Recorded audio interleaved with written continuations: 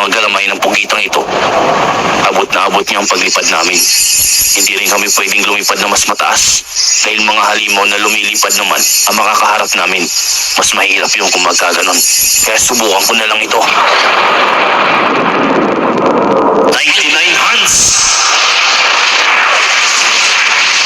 Papaulan ang kita ng pag-atake. Hindi ko to titigilan hanggang sa sumuko ka na.